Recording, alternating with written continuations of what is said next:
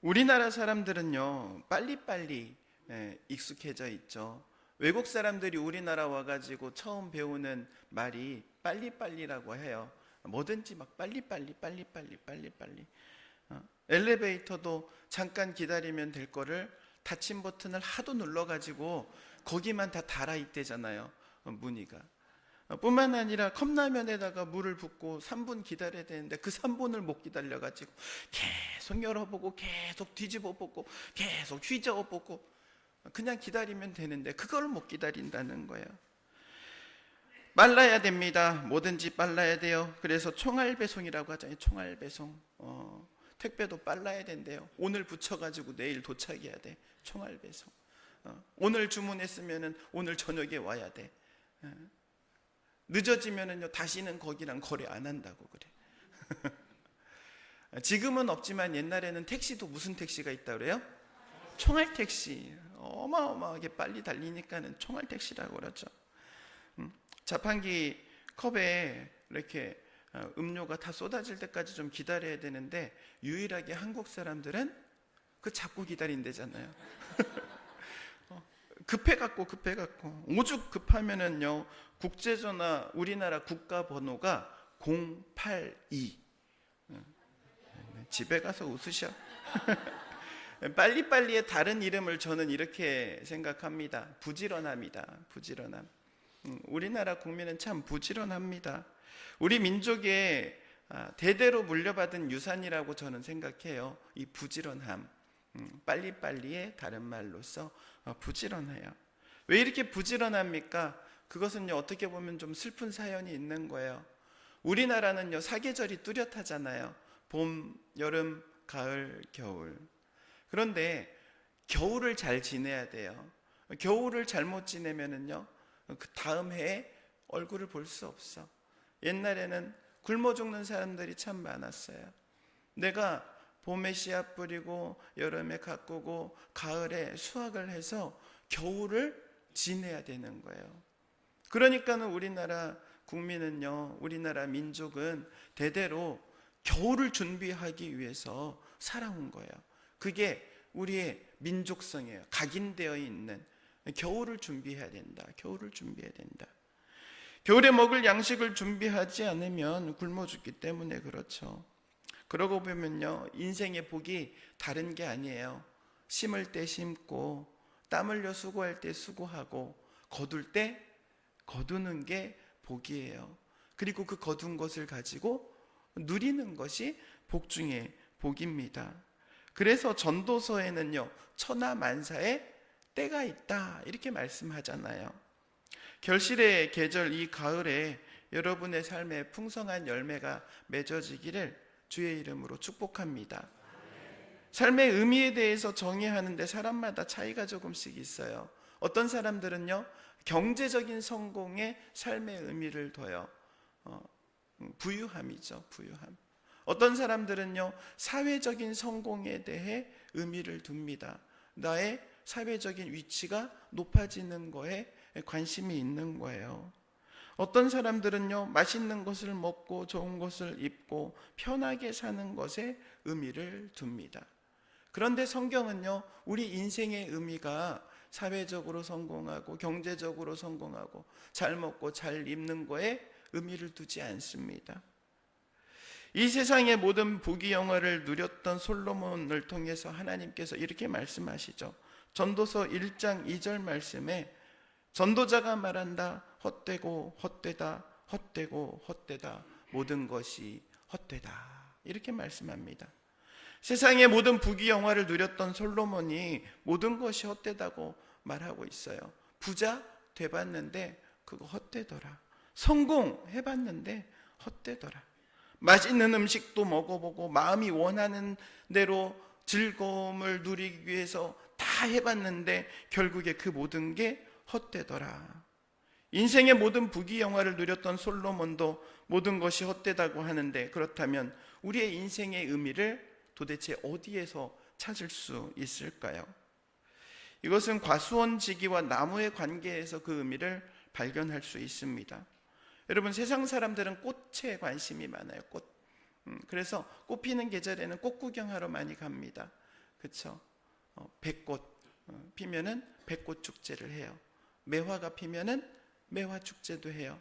벚꽃이 필 때는 벚꽃 축제도 하죠.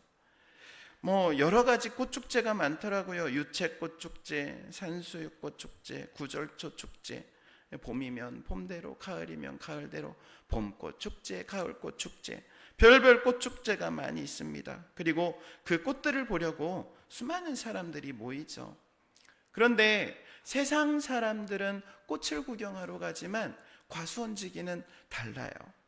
과수원지기의 관심은요, 꽃에 있지 않습니다. 과수원지기는요, 나무가 꽃을 피우는 것보다 더 중요한 게 있어요. 그래서 그것을 위해서 벌레도 잡아주고 걸음도 주고 땀 흘려 수고하는 거예요. 과수원지기가 이렇게 수고하는 이유가 꽃에 있는 게 아닙니다. 그 꽃 다음에 열매에 있는 거예요. 과수원지기에게 있어서는요, 이 나무의 의미는 꽃이 아니라 열매에 있다는 거. 감나무가 감을 맺을 때 비로소 과수원지기에게는 이 감나무로서 의미가 있는 거예요. 배나무가 배라는 열매를 맺을 때 과수원지기에는 이 배나무로서 의미가 있는 겁니다. 세상 사람들은 꽃에 관심이 있고 꽃에 신경을 쓰죠. 그러나 과수원지기에게는 꽃의 아름다움과 화려함보다는 그 뒤에 열매에 관심이 있는 거예요. 세상 사람들은 꽃처럼 인생의 화려함에 관심이 있어요. 추구하죠. 그걸 좋아해요. 사람이 그래서 세상 가치관에 붙들려 있으면요, 세상의 화려한 것들을 부러워하고 그것을 추구합니다. 그러나 우리 주님은요, 인생의 화려함이 아니라 그 뒤에 맺게 되는 열매에 관심이 있는 거예요. 주님께서 우리 인생을 보실 때 얼마나 멋있게 사느냐, 얼마나 화려하게 사느냐, 얼마나 아름답게 사느냐 별로 관심 없으셔요. 내가 잘 먹고 잘 입고 편하게 사는 것, 우리 주님은 거기에도 관심이 없으셔요.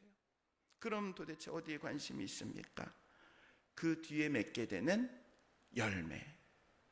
우리의 삶의 열매를 맺을 때에 우리 주님께서는 그것을 보시고 기뻐하시는 거예요.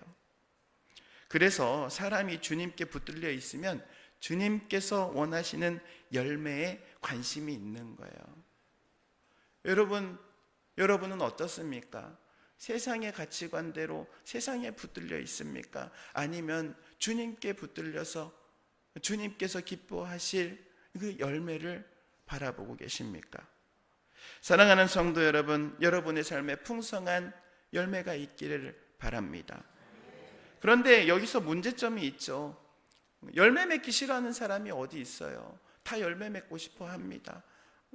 나도 열매 맺고 싶습니다. 사랑의 열매, 화평의 열매, 희락의 열매, 열매 맺고 싶어요. 그런데 우리가 열매를 맺고 싶다고 해서 열매를 맺는 건 아니라는 겁니다. 왜 그렇습니까? 감나무가 감을 맺어요. 감나무가 배를 맺지 않습니다. 배나무는 배를 맺어요. 배나무가 사과를 맺을 수는 없는 거예요. 그 나무가 그 합당한 열매를 맺는 겁니다. 죄라는 나무에 붙어있는 가지인 이 죄인인 사람은요, 당연히 죄악이라는 열매를 맺을 수밖에 없는 거예요. 요즘 뉴스 가운데 캄보디아 이야기 다 들어보셨죠? 참 흉악한 이야기잖아요. 어떻게 사람을 그렇게 대합니까? 사람의 목숨을 어떻게 그렇게 대할 수 있어요? 여러분, 그런데 그게 이상한 게 아닌 거예요. 죄에 붙들려 있으면 그렇게 사는 게 당연한 거예요. 사람은요, 죄인이기 때문에 악한 열매를 맺는 것이 당연합니다. 그리고 그것으로 끝이 아니죠. 로마서 6장 23절 상반절 말씀에 그래서 이렇게 말합니다. 죄의 삭은 죽음이요.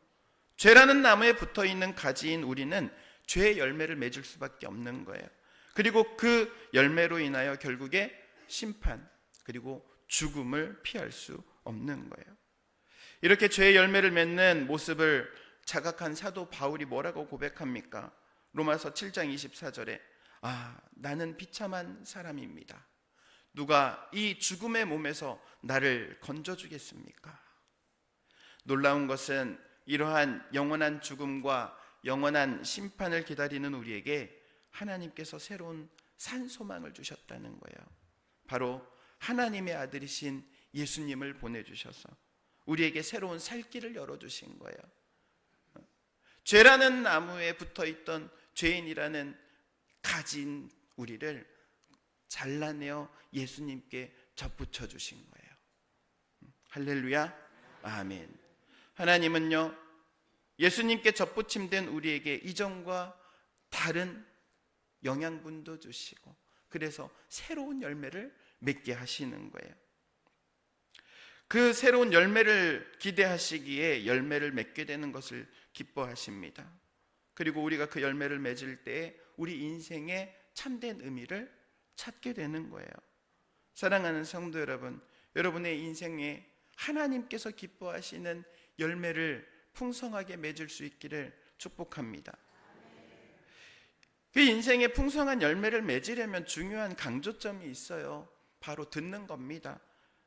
하나님의 말씀을 들어야 돼요. 하나님의 말씀을 듣는 것이 복입니다.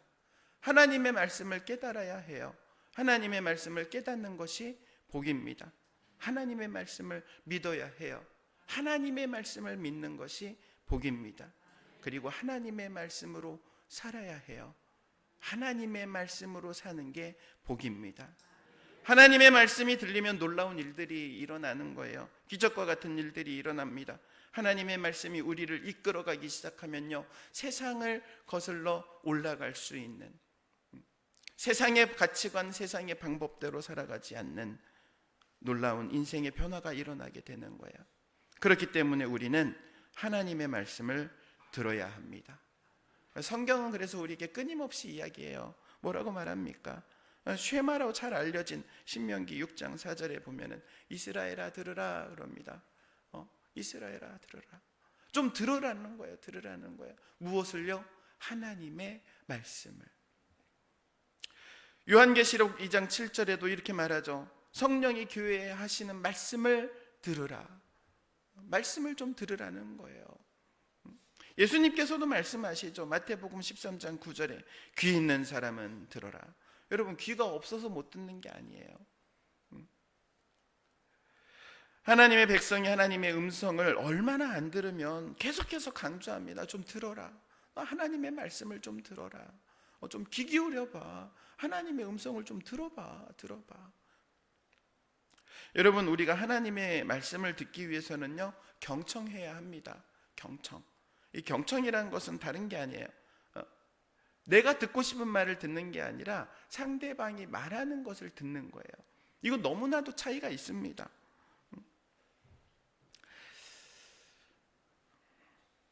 집사님 한 분이 건강검진을 받았어요. 좀 나이가 있으신데 건강검진을 받는데 의사가 그럽니다.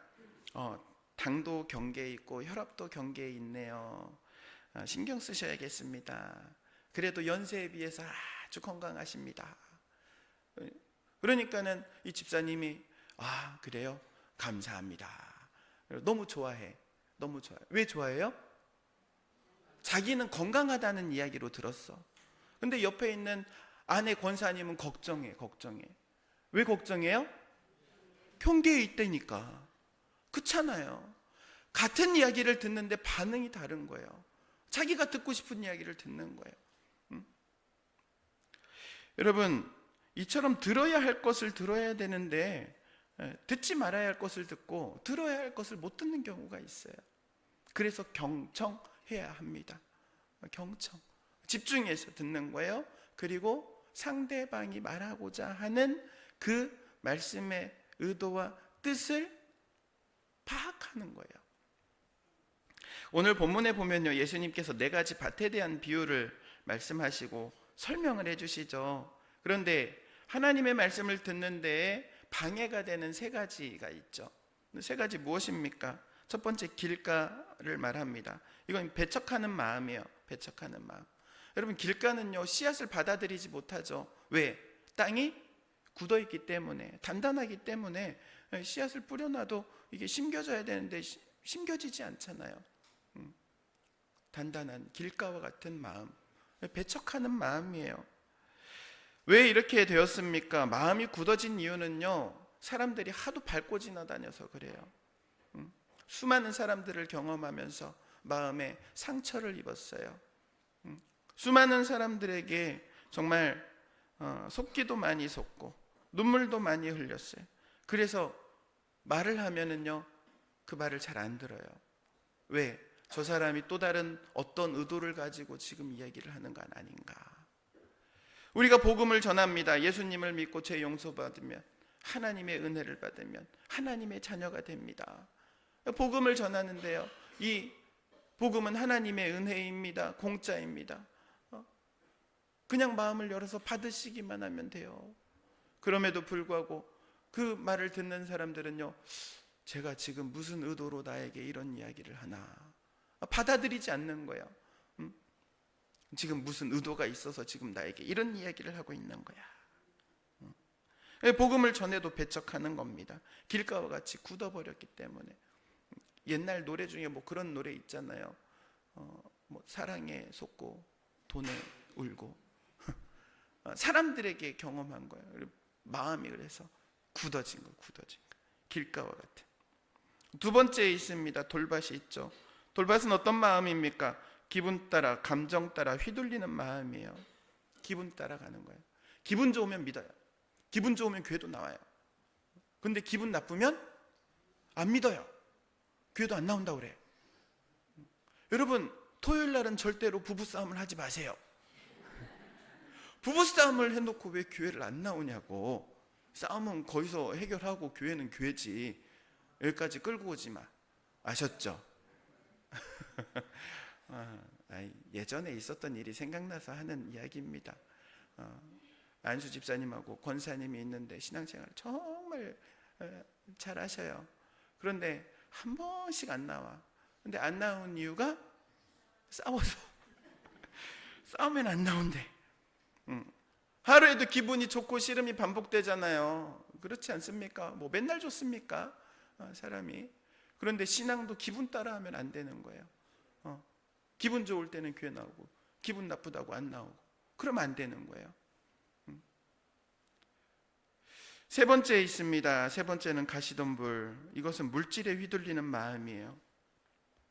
세상사 사람들은 이렇게 말합니다. 뭐니 해도 뭐니가 최고야 그럽니다.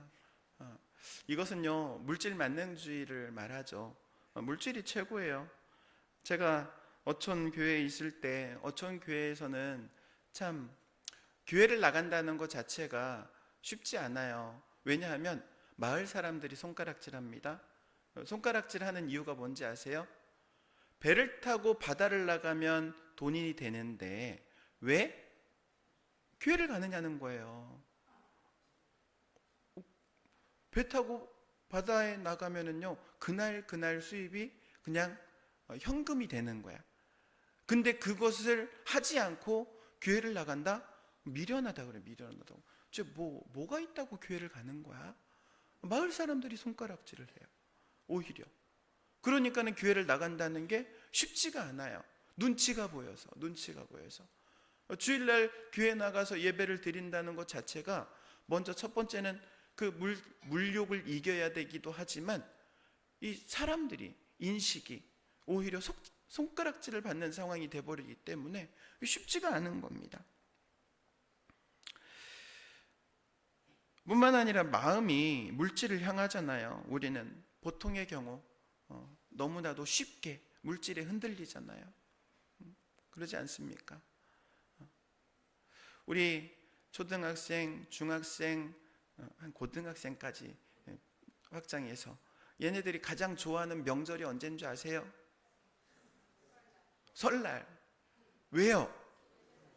새로운 해를 맞이하면서 내가 새로운 목표를 세우고 새로운 계획을 세우고 내가 새로운 일을 해야겠다라는 마음가짐 때문에 설날을 좋아할까요? 세뱃돈 때문에 설날을 좋아할까요? 그렇잖아요. 물질이라는 게 이렇게 강력한 힘을 가지고 있는 거예요. 사람의 마음을 좌지우지하는 거예요. 가시덤불 그러한 마음입니다. 물질에 휘둘리는 거예요. 물질에 휘둘려. 그런데 마지막으로는요, 하나님의 말씀으로 열매를 맺는 마음이 있다고 말씀합니다. 좋은 땅이죠. 좋은 땅. 말씀을 듣고 깨닫고 인내함으로 말씀을 통해 열매를 맺는 거예요. 하나님의 말씀을 들을 때 계산하지 않고 순수하게 받아들입니다.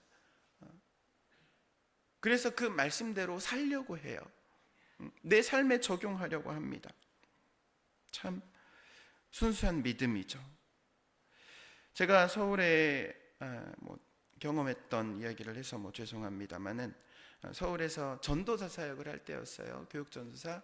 그런데 어렵게 해서 어떤 마을에서 한 분을 전도를 해왔어요. 그런데 이분이 교회를 다니는데 한 달도 못 돼가지고 교회를 나온 사이에 집에 도둑이 들은 거예요. 도둑이. 그러니까는요, 그 구역장하고 전도한 사람하고 다 걱정하는 거예요. 왜 걱정하겠어요? 교회 나갔더니 집에 도둑 들었다고 할까봐 걱정이 심한 거예요. 저 사람 안 나오는 거 아니야? 그런데요, 그 사람이요, 교회를 열심히 나와요. 오히려 감사해요. 그래서 그 이유가 뭔가 물어봤더니 이렇게 이야기를 합니다. 내가 집에 있을 때 혼자 있는데, 그 시간에 내가 혼자 있는데, 나 혼자 있는데 도둑 들으면 어떻게 해? 내가 교회를 갔으니까 도둑을 피한 거라고. 같은 상황인데도 불구하고 그게 다르게 보이는 거예요. 그 다르게 볼 수 있는 게 마음의 자세인 거예요. 그리고 믿음인 거예요. 여러분, 이러한 마음의 자세, 이러한 믿음이 여러분 가운데 있기를 주의 이름으로 축원드립니다. 그러한 마음이 있으면 열매 맺는 거예요. 100배를 맺는 거예요. 60배를 맺는 거예요. 30배를 맺는 거예요. 여러분의 삶에 이러한 열매가 풍성한 이 계절이 될 수 있기를 주의 이름으로 축원드립니다. 기도하겠습니다.